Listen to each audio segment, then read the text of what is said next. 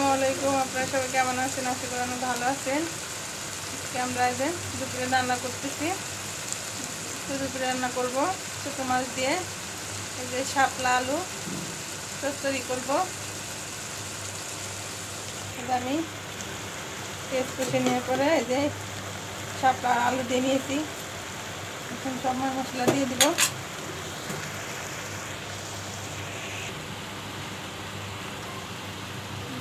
থাকি বাটা মশলা দিয়ে দেবো, রসুন বাটা, জিরে বাটা,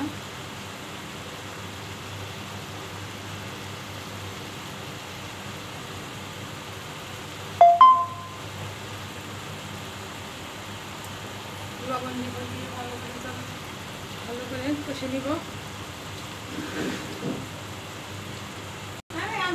এই যে ভালো করে এখন কষে নিব।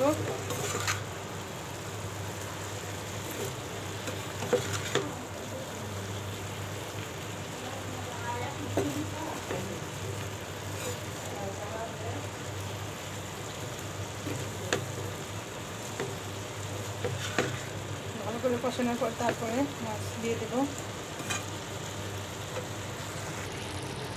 এই যে কষানো শেষ হয়েছে, এই যে ঝোল দিয়ে হচ্ছে মাছ দিয়ে।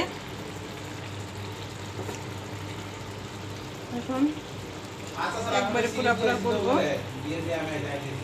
দেখতে থাকেন।